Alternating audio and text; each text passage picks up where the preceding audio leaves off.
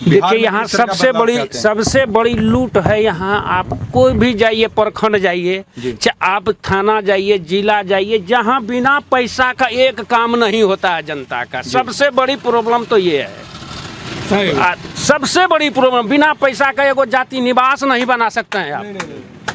अक्सर बिहार को लेकर ये बातें चर्चा में आती हैं कि बिहार में आज भी जाति के नाम पर मतदान किया जाता है। तो इस बात से कितना संतुष्ट है? जाति तो नेता लोग किया है ना जी, जनता पब्लिक स्वयं एक है। पब्लिक आप जनता जो भी किया है, नेता किया है। देखिए हमारे बीच से एक बहुत खूबसूरत बात निकल कर आई है कि जनता को बहकाना अब आसान नहीं है, क्योंकि यहाँ की जनता बहुत समझदार हो गई है, जनता पढ़ी लिखी है, जनता यह बात को समझ रही है कि हमारे साथ कितना वादा होता है और उन वादों को किस स्तर पे पूरा किया जाता है। जनता का ये मानना है कि अब आप हमें जातियों के नाम पर, वो हिंदू मुस्लिम के नाम पर आप हमसे हमारा मतदान नहीं छीन सकते हैं। हम उन्हीं को मतदान देंगे, हम अपने वोट का अधिकार तभी करेंगे जब हमारे सामने कोई विकास की बातें करे और अपने किए हुए वादों को पूरा करे। सर कुछ और कहना चाहेंगे बिहार विधानसभा चुनाव के बारे में? क्या सर, बिहार में तो शिक्षा व्यवस्था तो नहीं है सर, पर स्कूल में जो भी टीचर है बढ़िया से पढ़ाई नहीं कर रहा है। शिक्षा के कारण लोग बेरोजगार है, नई नौकरी सर्विस हो रहा है बिहार में। कोई ऐसा नेता आए जो शिक्षा दे, रोजगार दे, नौकरी दे, तभी मेरा बिहार विकसित होगा। आपके बीरपुर विधानसभा क्षेत्र से जो भागलपुर की दूरी है, भागलपुर को किस नज़र से आप देखते हैं? कितना विकसित हो गया भागलपुर? भागलपुर तो ऐसे सर, वो तो शहर है, डिस्ट्रिक्ट है, वो तो विकसित होबे करेगा। मतलब डिस्ट्रिक्ट है छोड़ा के और कहीं भी जाइए, कहीं भी देखिए विकास उसको देखा जाता है ना, विकास उसको देखा। सरकार को रोड, अभी हमको यहाँ से जाना है बंगाल, तो रोड तो हम तो बनाएंगे नेशनल, तो नेशनल को ना फायदा है, जनता को क्या उसमें फायदा है? जनता को क्या फायदा? आपको जाना है इस रूट से ना, तो आप बनाएं अपने के लिए, फायदा के लिए बनाएं।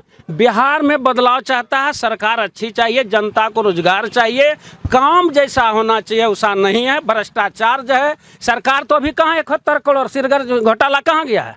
भागलपुर में जो सृजन घोटाला है वो कौन पार्टी फंस लिया है रुपया, कौन खाया है, उसको देखा नहीं जाता है।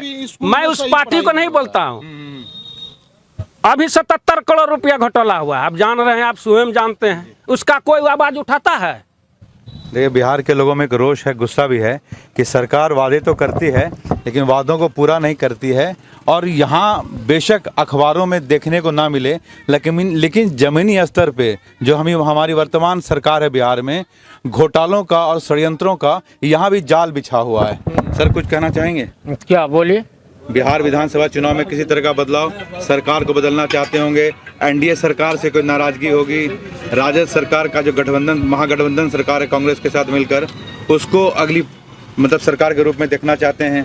हाँ, हम लोग महागठबंधन से हैं। जी, हम लोग महागठबंधन को ही देखना चाहते हैं जी। जैसे तेजस्वी जी है, युवा है जी, अगर एक बार मुख्यमंत्री बन जाए तो बहुत अच्छा। अक्सर उनकी शिक्षा को लेकर जैसे बातचीत होती है कि बहुत ज़्यादा पढ़े लिखे नहीं हैं। ऐसे में अगर मान लीजिए आपके बच्चे का भविष्य, आपका भविष्य किसी ऐसे आदमी के हाथ में हो जो बहुत ज़्यादा शिक्षित नहीं है, तो आप उसे कबूल करेंगे? कबूल करेंगे, लेकिन जब पावर आता है ना तो सब कबूल हो जाता है।